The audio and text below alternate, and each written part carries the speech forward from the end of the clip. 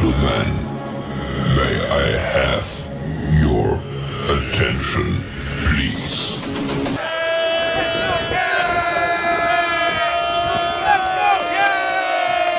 The show starts in 3, 2, 1, go.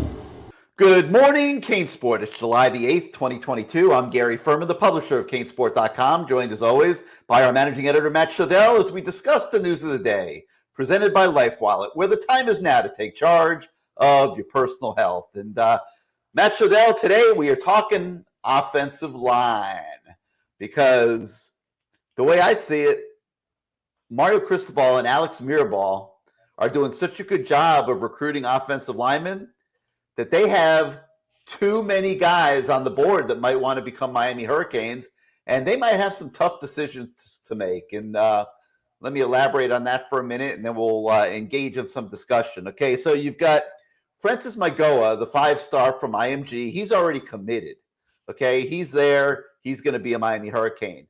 Now it's looking like there might be some guys that want to play with Francis. Tommy Kinsler, we believe, is close to committing to Miami.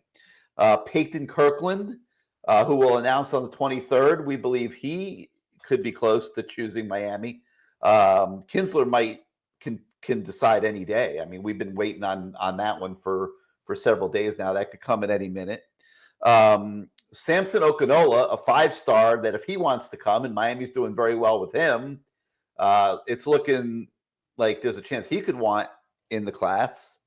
Olisa Ainen, the kid from overseas that everybody loves, that seemed to really love Miami. He spent a week in South Florida with his family when he visited. We have not seen any signs of what he's thinking right now, really, Matt, but there's a chance he might want to become a Miami Hurricane. Monroe Freeling, who visited, things are looking decent with him. He might want to become a Miami Hurricane. And then there's 3 more. There's Nathan Afobe, who's hearing every single day from Mario Cristobal and Alex Mirabal. There's Connor Liu, and there's Logan Hallen. You count them all up, that's 9 offensive linemen, Matt. And I don't think they're taking 9 in this class, but they might decide to take 5 or 6. Your thoughts all of a sudden on this glut of offensive line prospects that might be lining up to commit to Miami? I'm not happy about it, quite honestly, because this is exactly what I was trying to explain to people. You don't want to hear about numbers, all right? Well, they have 9 offensive linemen that are going to be qualified as freshmen this season. 2 of them they took that were backups at Oregon, Sagapolu and John Dennis. And I said at the time, I said, would you rather have these 2 guys or 4 or 5 stars that they can recruit? That'll be just a class behind, because we know what kind of recruiter Mario Cristobal is. This is an example of Mario trying to win now, but it is potentially costing Miami in the future, because you don't know what Peyton Kirkland's going to become. Not that he won't be taken. He wants to commit. I mean, if I'm them, I take his commitment. I know there's some scuttlebutt out there they won't take it. He wants to come here. So nothing's been decided yet from what I understand as of the wee hours of this morning. But if they don't take him, it's because they have 9 freshmen on the roster, and they can't take 6 more freshmen in this class and have 15 offensive linemen that are all freshmen or sophomores. They can't jettison Sagapolu or Dennis because they don't have a free transfer left. You don't do that. They recruited these guys to Oregon. They gave these guys their word they'd have a shot at Miami. If they tell them, sorry, we got to take more 4- and 5-star freshmen, you're out, they only had the one-time free transfer. They would have to sit out. No school is filling up their 85 spot with 2 guys that got to sit out a year and then hope they turn into something. It's a problem. And it's literally what I tried to tell you that you wouldn't listen to me. Oh, now you're going to turn it into a Gary thing. Oh, this is because you literally said to me, they'll figure it out. They'll figure it out. Well, this is what happens. You got to turn away 4-star guys, potentially. They're going to figure it out. That's what you say. It's like my son. I said to my son, you need to get the World Traveler Program. You need to get there, get it taken care of before you go out to college.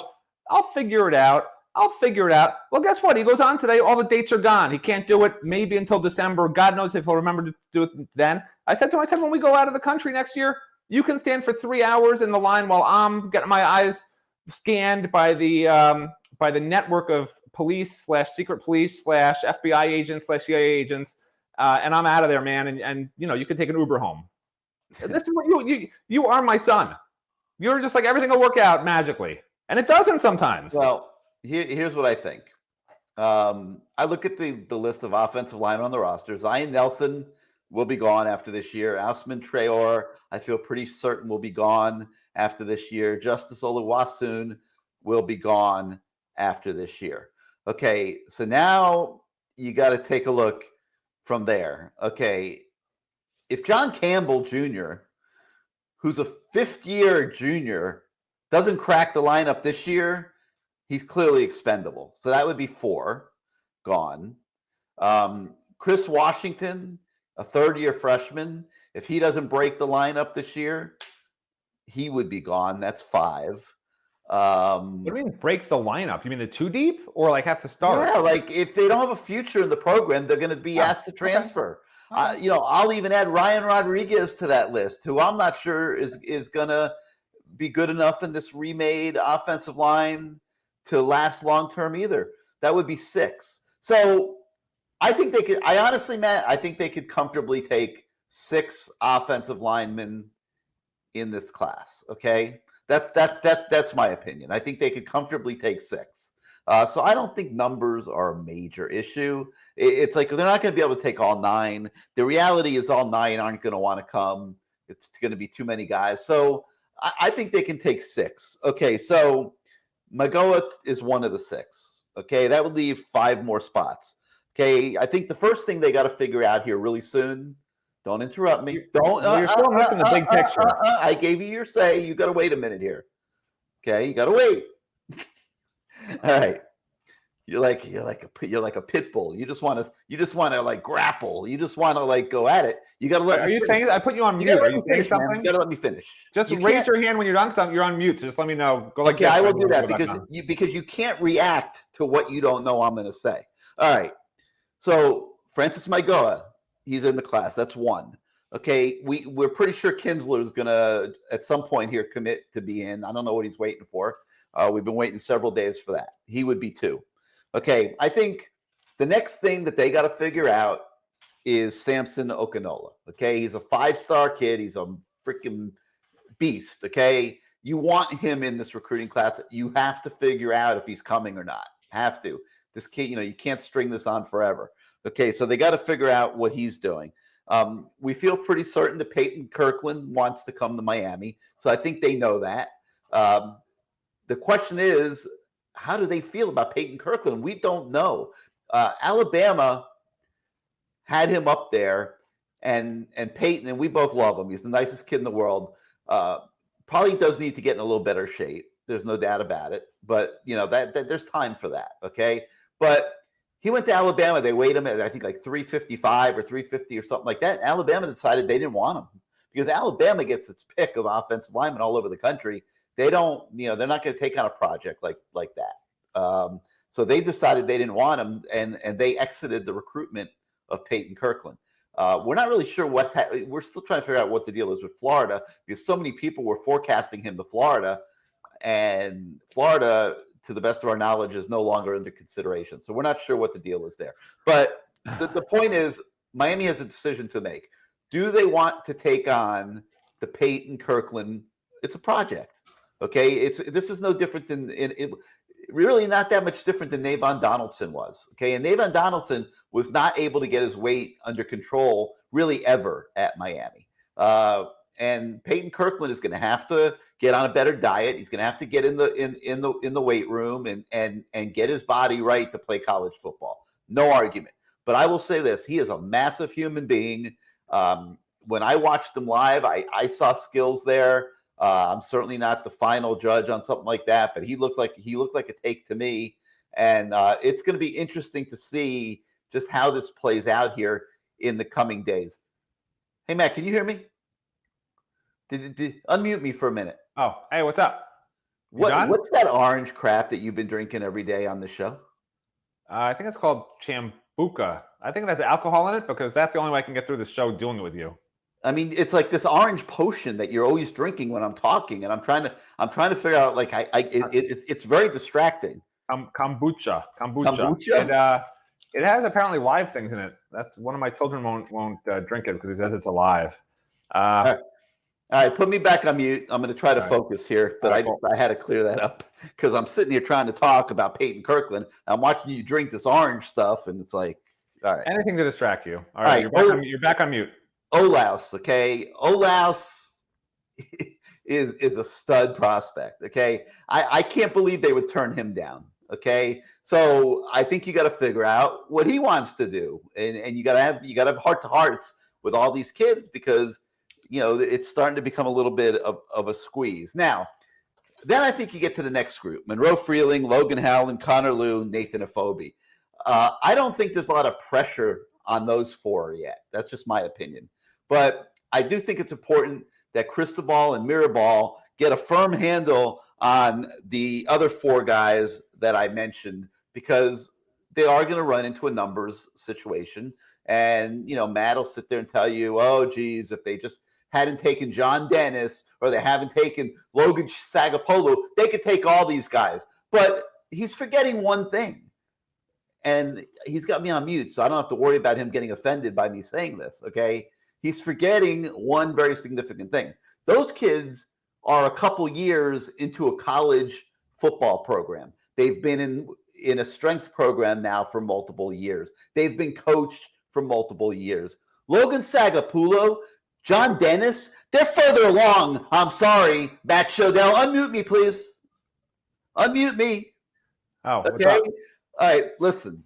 I'm sitting here saying that Logan Sagapolu and John Dennis, you could poo-poo. They shouldn't have taken them all you want. Those two guys are further along than Monroe Freeling, Logan Howland, Connor Liu, Nathan Afobe.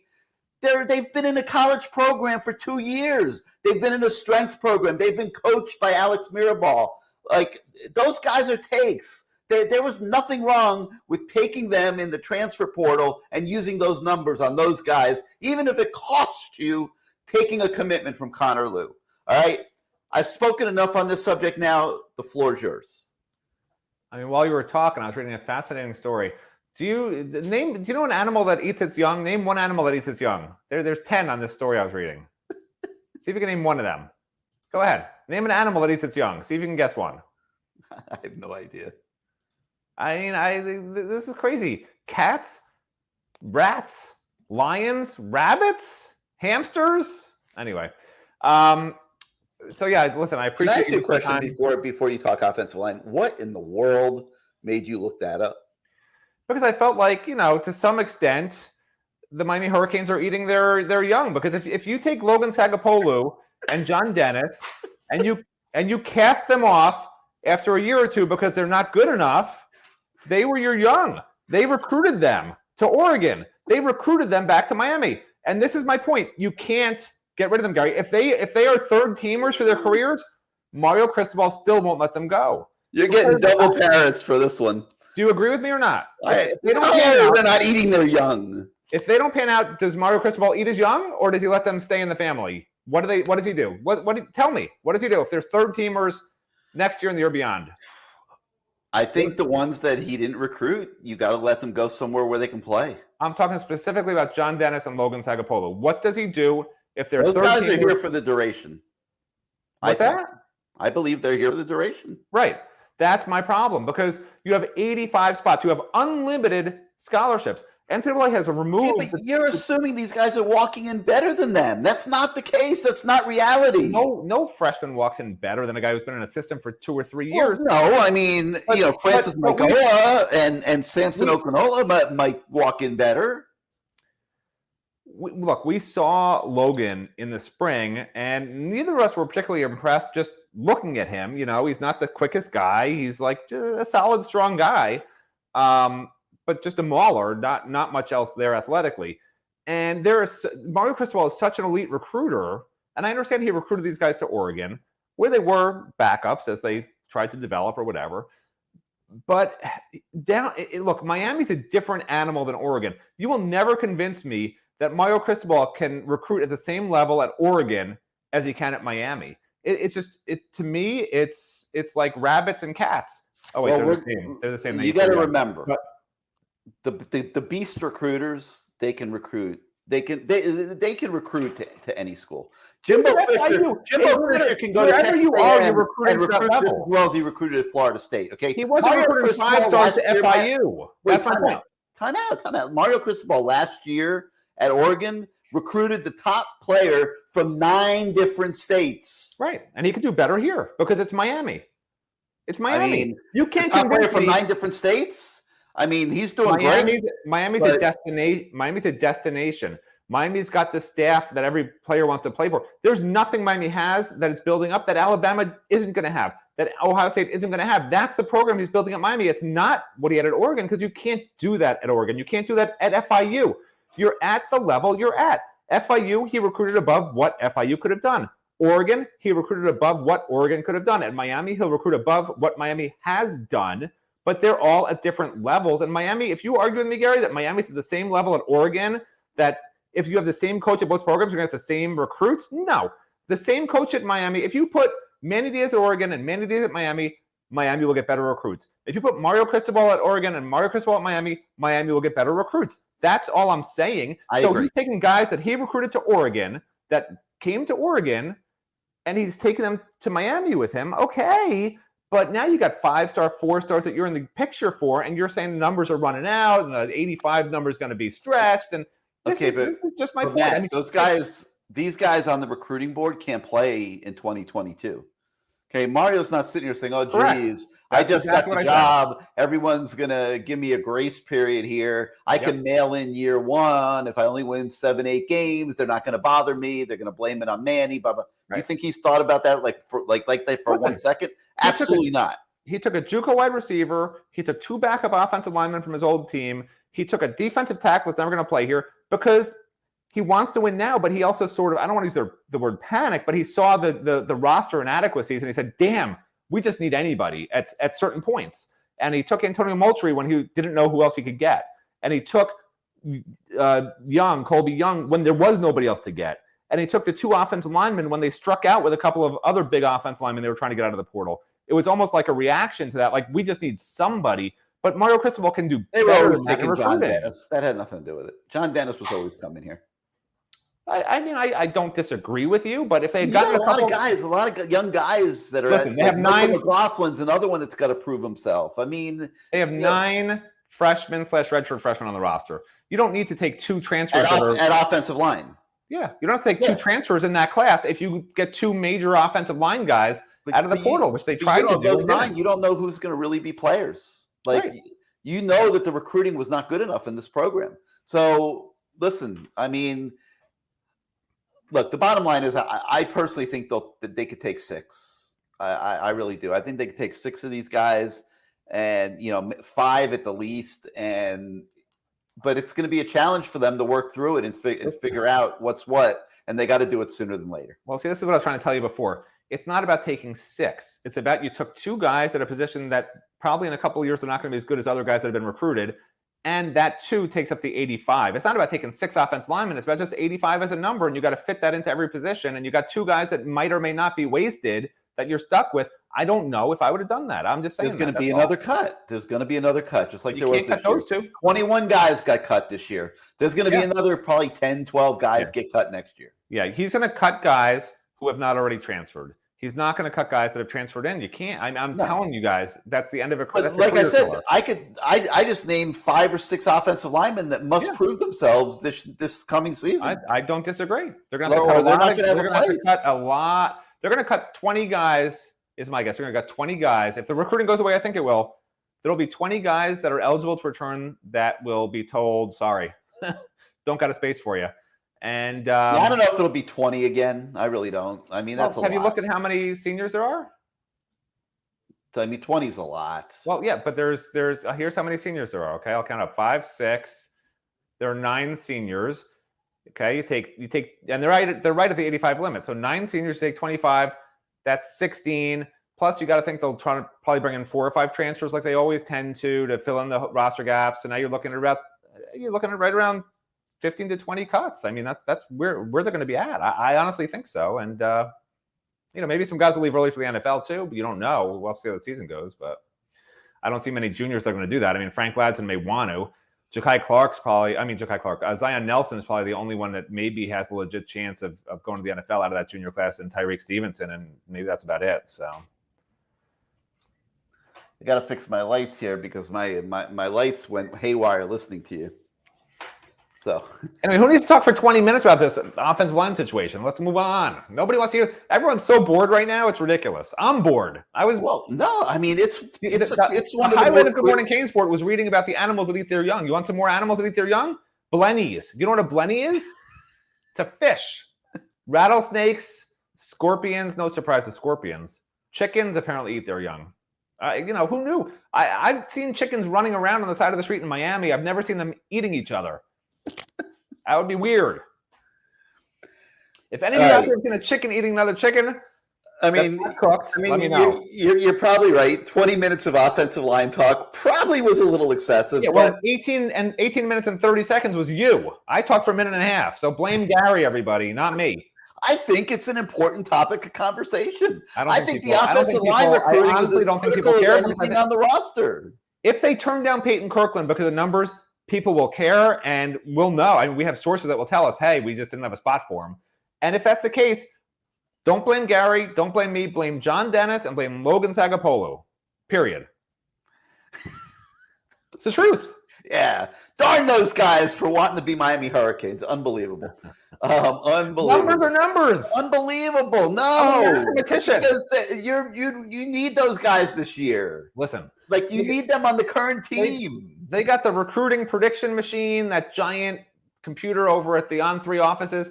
I got the transfer portal number scholarship machine in my head. Okay? That's all we need. All right. It's an important subject. That's why we gave it so much time. Offensive line recruiting, I would argue, is as important as any position on the team this year. We could talk about Jaden Rashada all we want. We could talk about the receivers that might be coming in. We could talk about linebackers, whatever. Offensive line is as important as any position on the team, and I think it was worthy of our conversation. But there is other stuff on the website this morning, so let's talk about that, Matt. Today is part 4 of my interview with Dan Radakovich, and if you haven't seen parts 1 through 3, they're indexed in the content item that's on the website. You can go back and watch those. They're on our YouTube channel.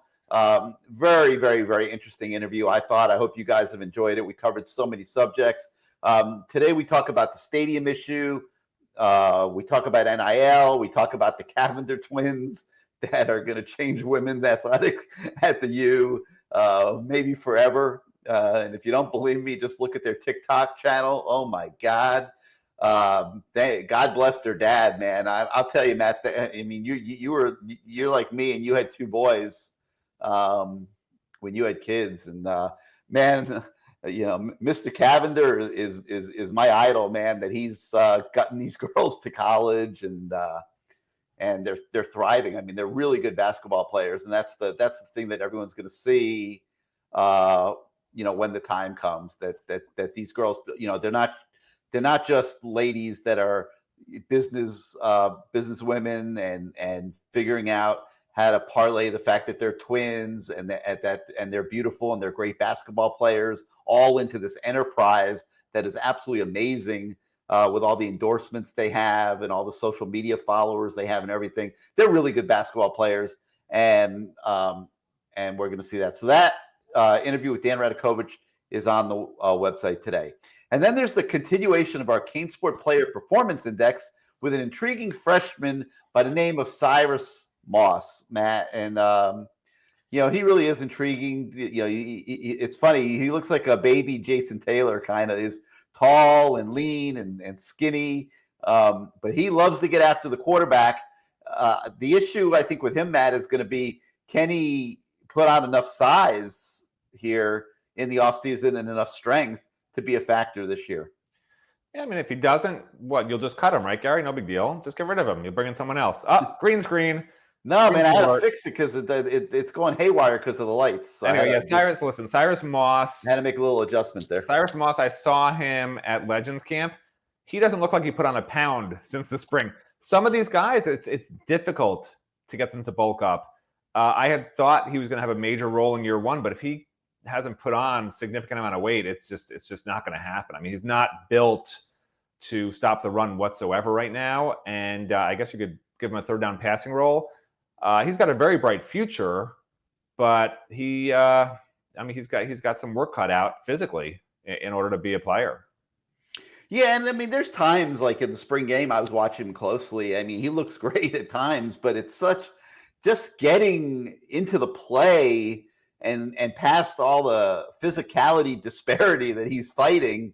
It's a battle. And, I noticed that he's like getting to the play a second or so late a lot.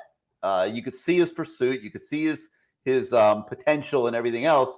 But it takes him so long to get off the line of scrimmage because of just the size disparity with the offensive linemen that I think it's going to be hard for him to make a major impact as a freshman. In fact, I'm going to go out on the limb right now, and I'm going to say of the freshman defensive linemen that Nigel Lee Kelly will potentially make an impact this season before Cyrus Moss because of that factor. Now, Nigel Lee's just getting back from his injury.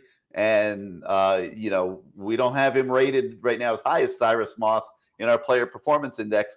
But I think when we revise that index after a few weeks of training camp, I think you're going to see Nigel Lee Kelly popping on that list because all the reports that I get from off-season workouts are that Nigel Lee Kelly is an absolute terrorist out there on the field. And we heard Jason Taylor talk about him on the radio. They love what they see right now of Nigel Lee Kelly. So Matt, we could see a move there in fall camp. All right, a couple more things that we're going to talk about here on the show. But first, let's hear from our friends at Lifeline. Growing up in Australia was unreal. I grew up in a small fishing town where I kind of had the freedom to go running around, go fishing and all that stuff. From there, I moved to the city where I didn't really have as much freedom to run around, so I got really heavily involved into sports, and that kind of progressed on towards playing at a semi-professional level here in Australia and then moving forward to playing college level football in America currently. I think maybe my biggest inspiration is kind of looking back at the life I had, just working construction for 8 years, and sometimes I sit back and kind of have to realise how far I've come since putting on the high vis and throwing a hammer around, looking back and seeing how far I've come from then. Going to uni, getting a degree, onto my masters, playing football at an elite level. I think just going back and seeing how far I've come, it made me realise that I can keep going, play at a professional level because I've already come this far. Looking back and seeing how proud everyone is here, back in my hometown, and just that keeps motivating me. What's cool as hell about that commercial is it was filmed in Australia. They have a rule that international students can't participate in NIL. So you know what John Ruiz did? He took the couple of guys that were affected by that, and he had them execute the contract with LifeWallet. He flew them back home. In this case, Headley went to Australia. They signed the contract in their home country, and then they had to film the commercials and do the work in their home country. And mad props to John Ruiz for doing that for guys like Lou Headley, because they do deserve to participate in NIL. And there is no reason, NCAA, for you to have a rule saying that they can't, or if it's the U.S. government, I guess maybe because they're on visas or whatever. Like, come on, man. Like, give these kids a break. Like, The other ridiculous thing is they can't even have they can't identify themselves as Miami Hurricanes. You can't wear a Miami Hurricanes hat. You can't wear a University of Miami, even a logo on your shirt like a normal person could. And, I guess John Ruiz, at least he put the orange and green and whatever the slow time is now or whatever it is on their shirts. So at least you sort of have an idea. But the casual football fan nationwide, you see a player with his helmet on, you don't know what he really looks like for the most part, unless that's a quarterback really, or maybe some guys who you see with their helmets off at the sidelines a lot. So it's really just out of the goodness of their heart that these boosters across the nation are giving these guys deals, because there's not the face recognition that you have with NFL stars nationally with some of these college punters, for instance. I mean, if you're not a Miami fan, you probably don't quite know what Lou Headley's face looks like, right? So. All right, we got a couple more things on the website today to talk about. There's the story about Peyton Kirkland, by the way, who has Miami in his final two and breaks things down for us. But we also talk with Miami Northwestern high coach Max Edwards on the state of the Miami Hurricanes, and he gives incredible insight. Matt, I mean, you worked on these. It's so cool to get the perspective of these high school coaches, because it's really important what they think of the program, what they're saying about the program. Are they seeing the things that we're seeing? Is Mario Cristobal's message getting through to them?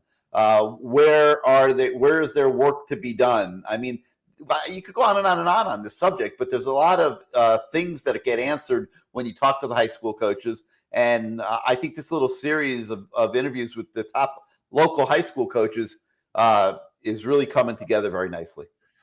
Yeah.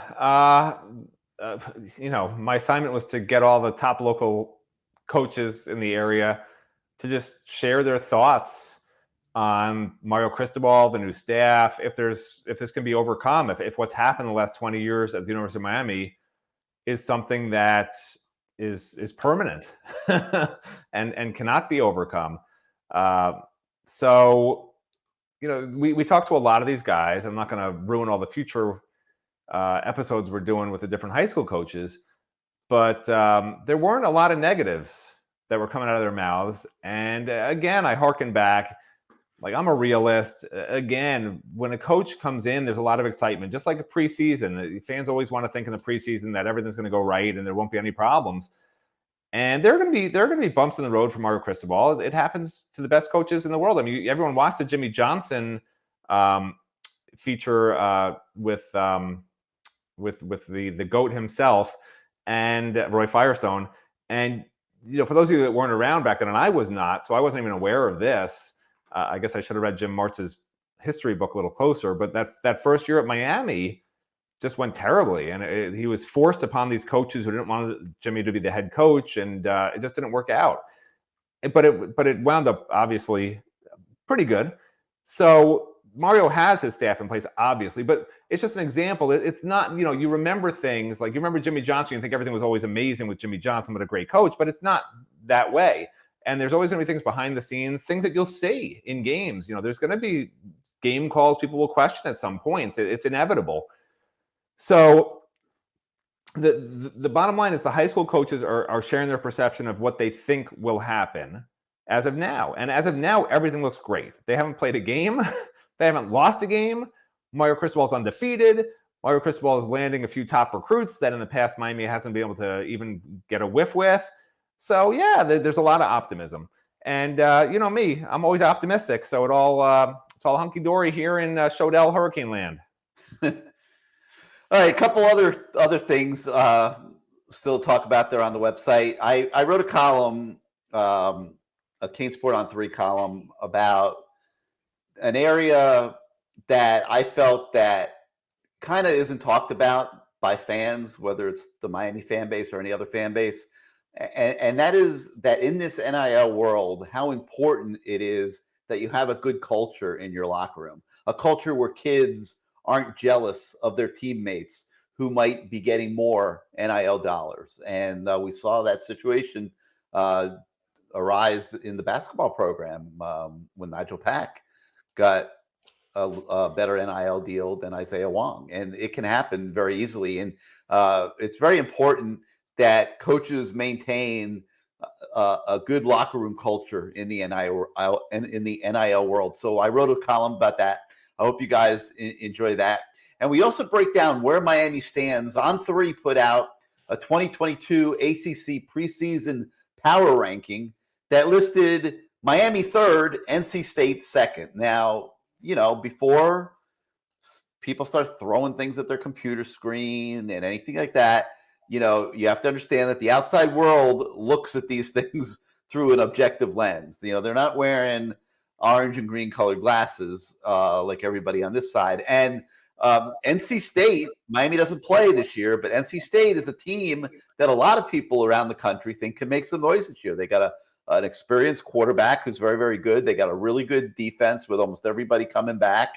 And they were a good team last year. So NC State is the sleeper team in many people's minds in the ACC this year, and they could again. They beat Clemson last year. They could give Clemson a run for their money again this year. So, but it's Clemson, NC State, Miami in the On3 ACC Power Rankings.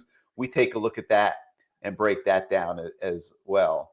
Matt, before we go, you offended by that at all? Like, you have any problem with NC State being in there? I prefer that Miami sneaks up on people. It makes it more exciting too.